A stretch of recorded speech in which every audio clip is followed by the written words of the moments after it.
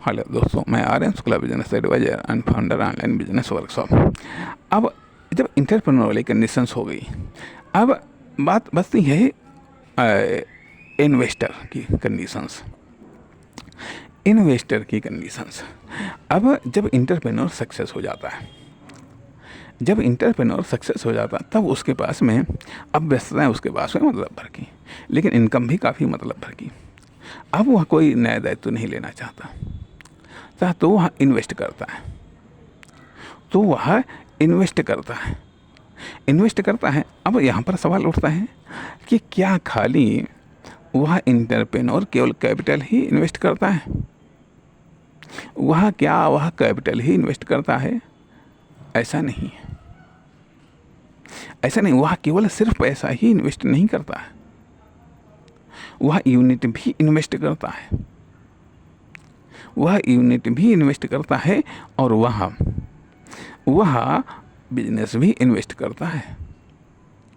और कहने का अर्थ है कि पैसा तो इन्वेस्ट करता ही है, कभी कभी वह अपनी यूनिट को भी सेल करता है, या दूसरे की यूनिट को खरीदता है, या अपने बिजनेस को बेच देता है, या दूसरे के बिजनेस को खरीदता है।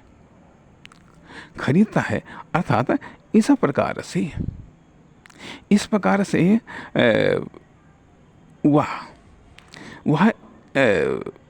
मान लिया खुद को इन्वेस्ट करता है, अर्थात खुद के नॉलेज, स्किल, टैलेंट के आधार पर भी वह इन्वेस्ट करता है, डेवलपमेंट करता है, अर्थात कैपिटल इन्वेस्टमेंट तो करता ही है। लेकिन यदि उसको, अर्थात अब उसके पास में व्यापक संभावनाएं मिलने लगती हैं, व्यापक संभावना या उसकी व्यापक दृष्टि हो जाती है, तो अब वह केवल कैपिटल इन्वेस्टर ही नहीं है, वह बहुत सारी चीज़ों के रूप में इन्वेस्ट करता है, बहुत सारी चीज़ों का इन्वेस्टमेंट लेता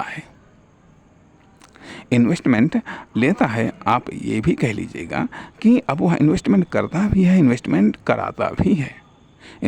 कराता भी है, अर्थात खुद की नॉलेज, टेक्नोलॉजी, स्किल, एक्सपीरियंस, दूरदर्शिता, इन सब चीज़ों का इन्वेस्टमेंट तो करता है, लेकिन दूसरों के भी इन गुणों का वह इन्वेस्टमेंट कराता है एक व्यापक दृष्टिकोण, विस्तृत दृष्टिकोण के तहत इन्वेस्टमेंट की नई संभावनाओं, क्षेत्रों में वो खुद भी हस्तक्षेप करता है और दूसरों से भी हस्तक्षेप करवाता है। इस प्रकार से एक हस्तांतरण वाली एक व्यापक इन्वेस्टमेंट, अर्थात पहले तो एक सिंगल इन्वेस्टमेंट होता था, लेकिन अब व्यापक या विस्तृत इन्वेस्टमेंट होता है जो कि तीनों लेवल पर, इंटरनल भी होता है, एक्सटर्नल भी होता है, अर्थात यह एक सर्वोच्च लेवल है। तो यह सर्वोच्च लेवल पर जो भी संभावना हो सकता है सबकी अलग अलग हो सकता है सबकी उस स्थिति पर आने पर ही स्पष्ट हो कि कहाँ करना है, कैसे करना है।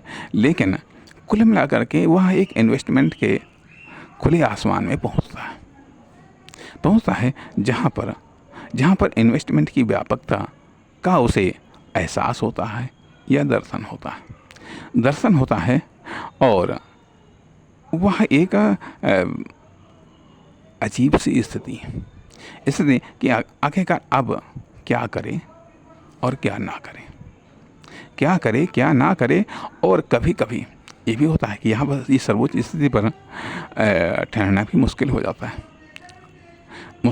जाता है, और तमाम सारी चीज़ें आ जाती हैं जिनके आधार पर ये बात कही जा